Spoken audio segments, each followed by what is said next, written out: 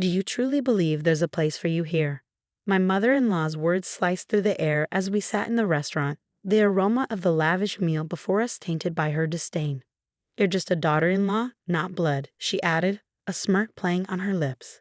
Her hand waved dismissively, a gesture that felt like an invitation to leave.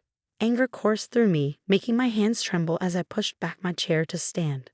But before I could exit the room, she halted me with a raised hand. Wait. What about the bill? If you're leaving early, leave the money, she demanded, a smug expression on her face. I met her gaze with a defiant smile. Why would I pay for a stranger's bill? I retorted, my name is Maya, a 29-year-old office worker. My husband Tyrell and I were content in our relationship, except for one persistent problem, my overbearing mother-in-law.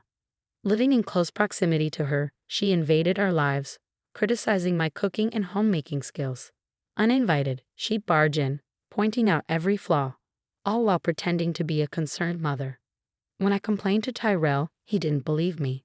In his eyes, his mother was just a loving parent, blind to her manipulations. As time passed, her intrusions grew worse.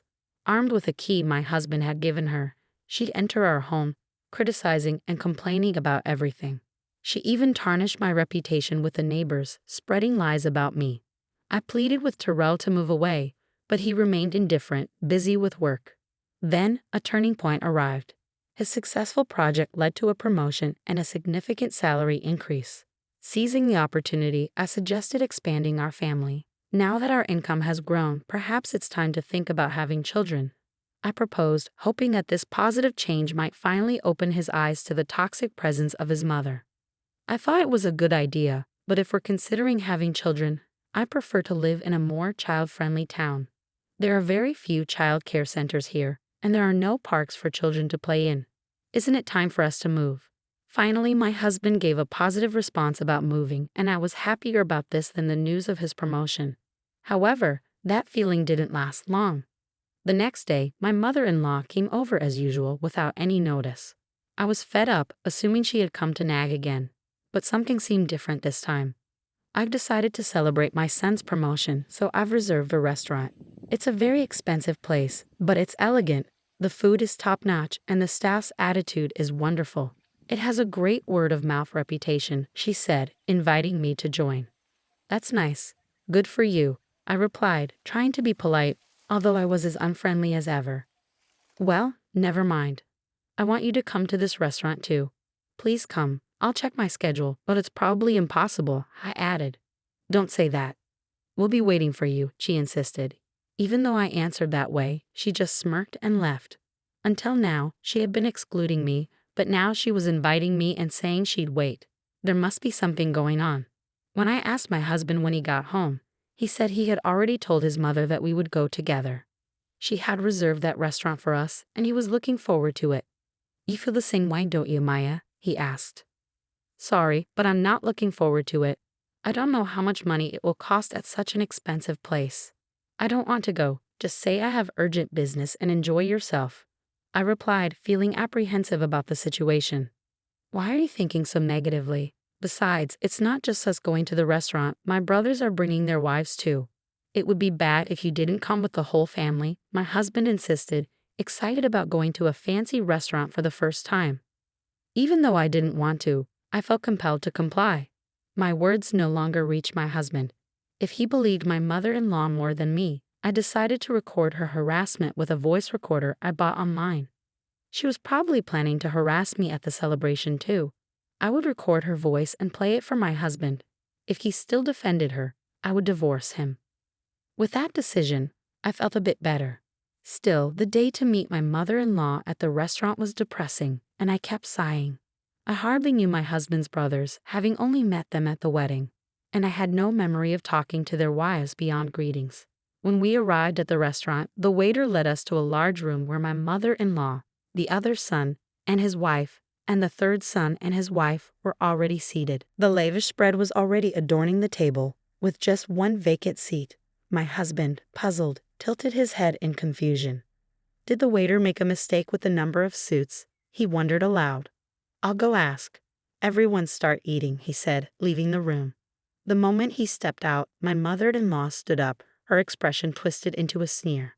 "There's no seat for you. Why should I invite a stranger who just married my son to a family celebration?" she said, her tone dripping with disdain. "So I'll give you a choice. Show your sincerity and be accepted as family, or leave and never show your face to me again. Choose now." "I'm leaving," I answered without hesitation. Mother-in-law was momentarily flustered. Did she think I would beg her to recognize me as family in this situation? No way.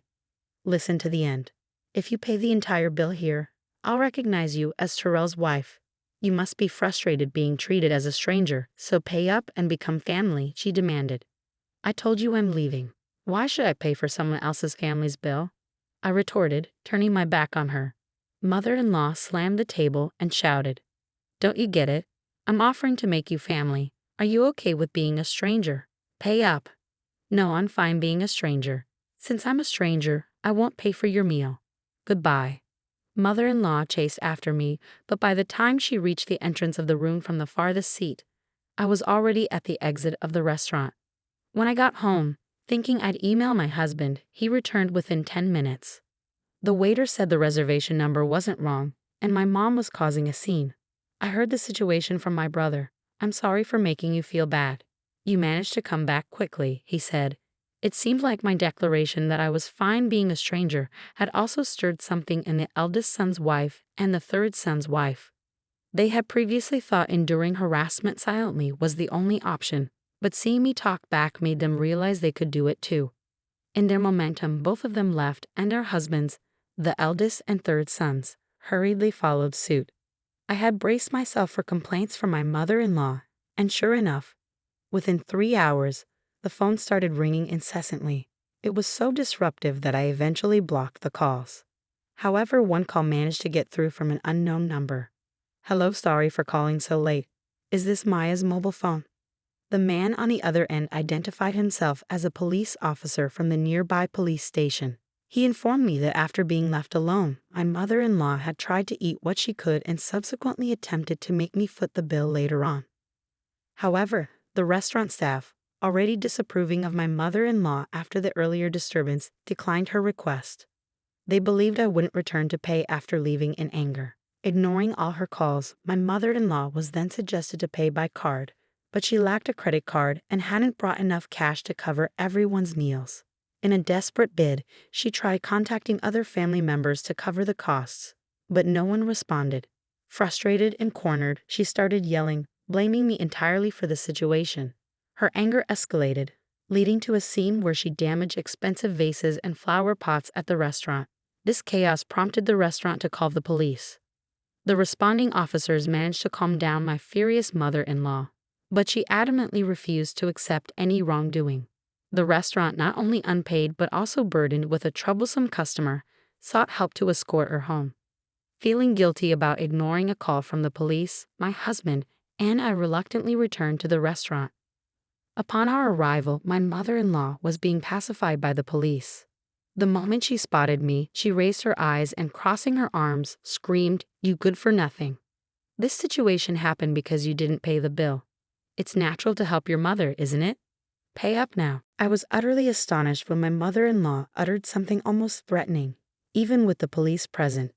They had clearly stated that if no one took her home, they would either escort her to her in-laws' house in a patrol car or arrest her for dining and dashing. "Please take her away, arrest her, or whatever it takes, just make her take responsibility," I said, my voice cold and resolute. Mother-in-law's eyes widened in shock at my words. "How can you say something so cold? I can't believe it. Just pay up. It's bad luck to have a family member arrested," she pleaded. "I don't care. I'm not family, and I don't want to get close to someone who's talking crazy and causing a scene," I replied, attempting to leave the restaurant and let the police handle the situation. However, my husband, who had remained silent all along, glared at me. "I understand that what was said and done to Maya was terrible. But is it something bad enough to be arrested for?" he questioned, defending his mother. "You're missing the point. She's in trouble with the police because she dined and dashed and caused a scene at the restaurant. I have nothing to do with it. Or are you saying that I'm the one at fault for not paying for 6 people's meals, even though I didn't eat?" I retorted. My husband fell silent but walked past me toward the police and the restaurant staff.